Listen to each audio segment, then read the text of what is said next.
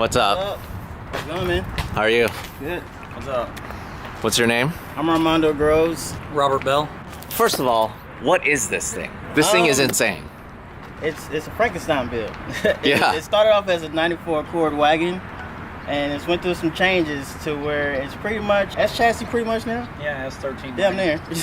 So you designed it. And I built it. You built it. Yeah. What made you want to build such a thing? Being an artist, you know, I've always had unique and different builds, and I consider myself an outsider or a gaijin, you know what I mean? Yeah, So I like that. I just wanted to be totally different instead of just going out and buying a 240 or something new. And plus I wanted to show off his creative skills, do something different, you know, just make something unique. So first, this car was pretty much destined for the junkyard. This car was wrecked. It was on 3 cylinders, and a buddy of his actually gave him the car to do something with, or it was going to go to the scrapyard. Then when we put our heads together, we came up with everything else. You know, I say I built it, but we both built this car. Right. I did the deep fabrication, but you know, he's had that welding torch in his hand also. Right, that's awesome. So, you know, this is a friendship build, and it is just something that we wanted to throw out that's, you know, just going to be that next level Japanese culture here. That's too cool. Let's just blow everyone's mind right off the bat. This is just insanity. Yeah, what we have here is a RB25 DET Neo. Wow. Wanted to do a little something different. How much power is it putting down? The engine setup that they gave us was already tuned for the HKS GT28 turbo that's on it. Probably right around 320 right now. Which is, let's be honest, about 3 times more horsepower than this car came with. Yeah, and it's also the way that it's in there. The weight of the engine and trans are more centrally located, and we dropped, even with the engine swap, we dropped about 100 pounds out of the engine bay with just the material and everything. It blows my mind already to see this, the way it looks. I mean, it's obviously rear-wheel drive now, which is just so crazy. I mean, like, how did you guys achieve that? What we didn't do is build a tube chassis or take a S13 and put the Accord body on it. We completely cut off the front end and completely chopped off the back, and we put the S13 subframes and stuff in there, and you'll see more of it. Yeah. I'll actually get to see it because it's a lot of it is exposed, which is super cool. It's like just all the little details about it. Like, I love that you guys have the Honda sock on there. You got a Honda oil filler cap. So tell me about the wheels. These wheels were actually a good buddy of ours, Reyes, who won Tuner Battlegrounds with his S2000 last year. After debarreling the front, it's a 1810 in the front, and after rebarreling the rear, it's 18 by 14 in the back. Awesome. So what are you planning on doing with this car? I mean, like, are you going to just show it, or? This wasn't even supposed to be a show car. This was supposed to be just a fun build that we wanted to do something different, and I'm going to slide it at some grassroots events. Like, that's what's going to happen. It's not a show car. It's meant to be driven. I'm going to slide it. Accord station wagon drift car. Amazing. A lot of this stuff, like the mix and match of parts and colors, that's all your design. Yeah, that's all on him. Yeah, it's still got the stock Accord dash that's been gutted, but the steering column is actually S13. And the gauge cluster's Z32. Yep, gauge cluster Z32. That's awesome. We've got all our little twists back and forth, like the hood pins and stuff. You know, we throw ideas back and forth, and that's kind of what. Yeah, we got. And the roof rack is functional. He's, you know, a graffiti artist by trade, so he hauls his ladder and stuff around so that, you know, it's not just for looks. That was intentionally put that way to haul his equipment around. That's awesome. You know what this reminds me of? This reminds me of Scotto's Napalm Nova, where you could see the diff and everything. So it's cool that we could see this stuff now. A lot of it will still be removable plates. Okay. And everything. And what ultimately want to do, if I do take it to shows, I want to make some clear, like, Lexan and just swap them out so people can still see a lot of the stuff in there. Yeah, that's a good idea. And the cage is super legit too. Like, you guys built to Formula Drift specs. The only thing that doesn't, you know, allow it in is the severe modification we had to do under the car. The transmission tunnel was half of that size. It wouldn't fit the drive shaft, the firewall. The only thing that's factored on the firewall is where the brake booster goes and where the master cylinder for the clutch goes. Everything else was a flat sheet that we had to move an inch back to get the clearance we needed to center the trans and the engine and everything in the engine bay. So how long did it actually take to get to this point? Actually, not that long. 7 months. Yeah. 7 months? We pretty much stopped the build a few months ago due to some financial issues on both of our parts. I couldn't afford to proceed with the build while I was working on other customer cars, and he wanted to take a break to deal with some family stuff. Then we got hardback on it and set the car about halfway done to World of Wheels. And it got a huge following after that, just from some Instagram posts. And then we hopped back on it hard to get it drivable for Import Alliance. And that was the ultimate goal, was to make it to Import Alliance on its own power. And then now it's evolved to this with the wheels and, you know, getting it back to where it needs to be. And now we're just progressing to finish it. I got so much crap driving it to Import Alliance because I didn't have a front end and I didn't have a trans tunnel. Yeah, all that. Well, but now all you that have stuff was still in the carbon shop, and we didn't really want to reveal why we didn't have it on the car. Yeah. Right. Now it's a R32 GTR front end.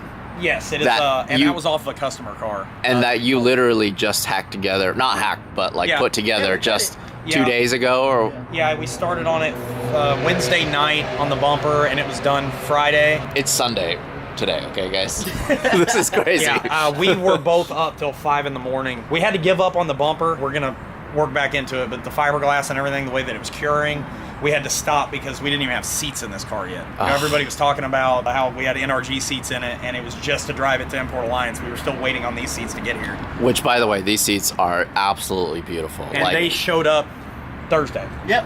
Amazing. We got them Thursday. Amazing. We were waiting on the truck out front to drop them. It really fits the theme of the car. Oh, I yeah. love it. So let's check out the back here. This is actually the original color of the car. Yes. I mean, Yeah. this car was destined for the junkyard if we didn't save it. It probably wasn't worth free. You would honestly have to pay me to take Yeah. that car. Yeah, it had mice. Right? It had mice living in it, and when we got it, it was full of trash. Oh, man. It was full of trash. The whole front end was smashed. Uh-huh. It was bad. That's too cool. So you have a shop yourself. You actually, yes, I do. It's, I mean, you have an R33, a bunch of crazy yes, these drift two cars. are 2 of my 4 cars. Yeah. Where did you learn all this stuff? Like, how did you learn how to build these things? Before I joined the Navy, out of high school, I used to start working with my dad on just light brake jobs and stuff. And then the tuner craze kind of came in, and I had always, ever since I had saw the R33 first time in, I believe it was Super Street magazine, I had to have one. Wait, look at this. Yeah. What kind of crazy shoot is this? You started. Hold on, let's wait for him to pass by.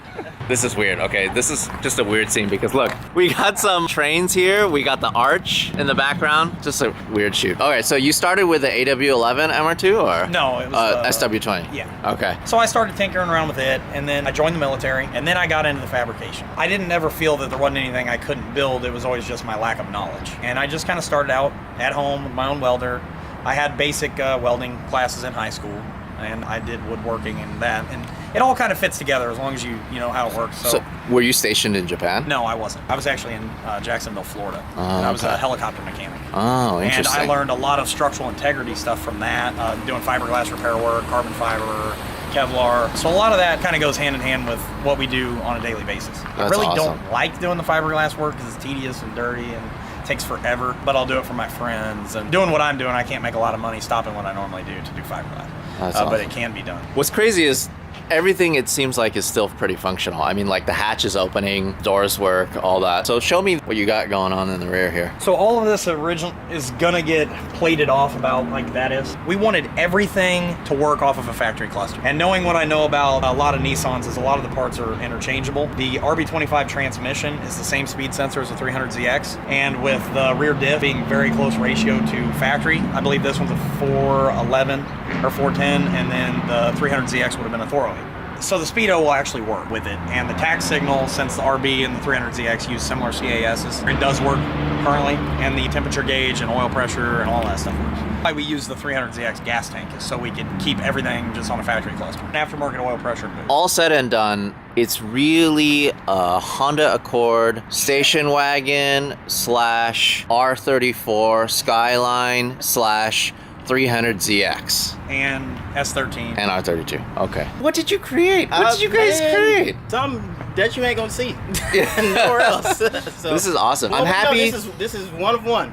It's one of those things, like, for me, I travel the world, I shoot cars, I get to see the craziest cars, I get to drive them. Thing about this is, like, I always get surprised what people can come up with, you know, and it's just super cool to see that. So, like, this is awesome. Like, you're building for yourself. Yeah, this is a humble build. Yeah. This was never to try to like break the internet and something. This is literally something that we just wanted to do. Yeah. You know, That's so- awesome. Here's one thing, Hurt, that you will like. Let me see the back of your shirt. Oh yeah. Yeah. Yeah. All right. So we got like a Dragon Ball shirt, right? And then that fits the theme with the car because that's what you have for your shift knob. Yeah. Yep. 7-star. That's awesome. It looks like if I just showed you this right here, you would think I'm shooting a 300ZX, a Z32, you know? And then you zoom out a little more and it's like, what the heck is this? The underside of the car that you can't really see, the things that you don't understand when the car was built is we built this car at this ride height. We did not build it and then lower it. So these rear subframes it's sunk. I mean, the subframe is built at the right height of the car. So this rides like a coilover to S13 that's unlowered. It has a very smooth ride. Yeah, these coilovers are almost maxed all the way up from where we had to make them because everything on the front and the rear was actually, we took an S13 convertible and I made a jig plate off the original suspension. And the only thing we had to change is the track. You're giving away the secrets. Yeah. Giving away the secrets. You know what we're gonna do? We're gonna see a bunch of these at the next drift event. A bunch of guys are gonna build these. That's just so cool that like you went through that to actually have it functional. I mean, well, the reason we chose that is because with the S13 craze, with the fact that it's functional, we wanted something that was going to be just as easy to get parts for if it broke. And the reason we sunk the subframe and everything is so we don't have to run aftermarket control arms. So he can go to the junkyard and pull one of these control arms and not have to buy an expensive camber arm that's unneeded because the camber is in spec. I mean, all this thing is aligned on all factory arms except for the front, which is the additional caster. That is awesome. For angle. But we wanted it to be functional and it be the price that it cost once.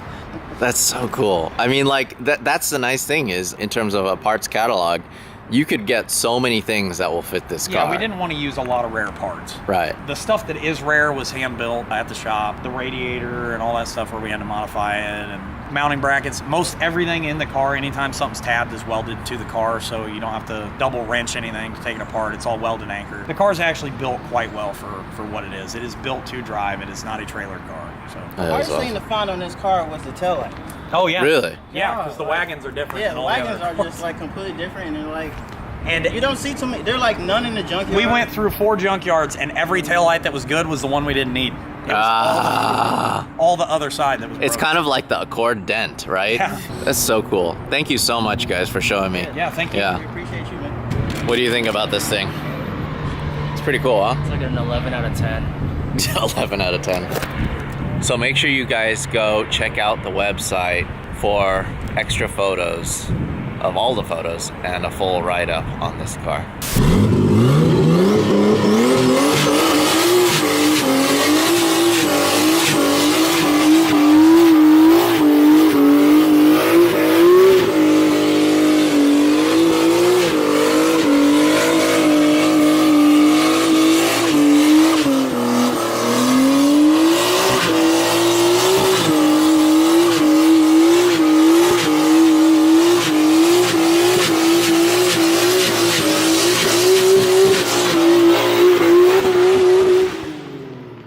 That was awesome! So weird to see a rear-wheel drive Honda Accord wagon. Yeah, definitely. Awesome. That's too cool.